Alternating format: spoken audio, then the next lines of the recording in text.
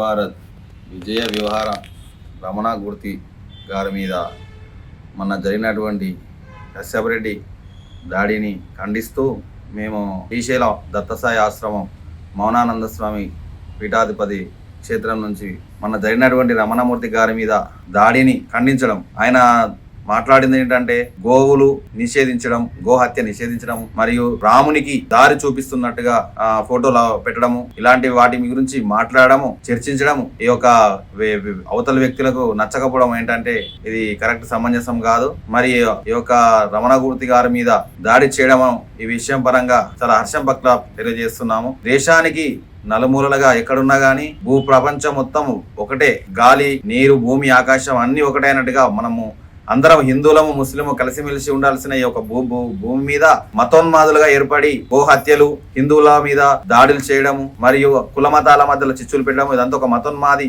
ముందుకొచ్చి అన్ని కులాల వ్యవస్థలో చిచ్చులు పెట్టడము, ఏ ఒక్క పార్టీకి సంబంధించినది కాకుండా అన్ని భక్తి మార్గంగా ఉండడము జరగడంతో ఏ ఒక్క పార్టీ వ్యక్తిగతంతో ముందుకు నడిపిస్తున్నారు. దీని గురించి మాట్లాడడము, చర్చలకు రావడము, దాడి చేయడం కఠినంగా దీన్ని వ్యతిరేకిస్తున్నాము. రమణమూర్తి గారి మీద ప్రత్యేకంగా వ్యక్తిగతంగా చర్యతోటి ఆయన వ్యక్తిగత కక్షలు ఆరోపణలు పెంచుకోవడము, చాలా రోజుల నుంచి కూడా ఈ యొక్క గో హత్యలు నిషేధించడం అని మాట్లాడుతుండగా అతని మీద ప్రత్యేకంగా శ్రద్ధ పెట్టి వ్యక్తిగతంగా మాట్లాడడం జరుగుతుంది.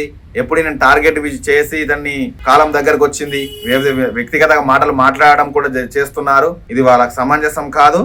ప్రత్యేకంగా ఏంటంటే చెప్పాల్సింది ఏంటంటే ఈ యొక్క పార్టీలకు అతీతంగా చేసుకోండి, ఎవరి విధానము ఎవరి రాజకీయం వాళ్ళు చేసుకోండి, తప్పులేదు. కానీ ఈ యొక్క దైవ పూజలు చేసేవారు దైవము విగ్రహాలతోటి దైవము ముఖములు పెట్టి రాజకీయాలు చేసి ఇలా కాదు చేయడము, దీన్ని తీవ్రంగా ఖండిస్తూ చేసిన వారిని అందరినీ కూడా ఈ యొక్క రమణమూర్తి గారి మీద చేసిన దాడి చేసిన అందరి మీద కూడా వ్యక్తిగతంగా ఖండించాల్సిందిగా కోరుతున్నాము. హిందూ మతంలో పలు కార్యక్రమాల్లో చిన్నజీర స్వామి ఆశ్రమంలో కూడా పలు కార్యక్రమాలు రమణమూర్తి గారితో పాటు మేము పాల్గొనడం జరిగింది. హిందూ మతం కోసం ఎంతోగా ఆయన ప్రాధాన్యత తీసుకొని ప్రత్యేక శ్రద్ధతో మన హిందూ మతాన్ని ముందుకు తీసుకురావాలని చాలా ముందు నుంచి ప్రయత్నం చేస్తున్నాడు.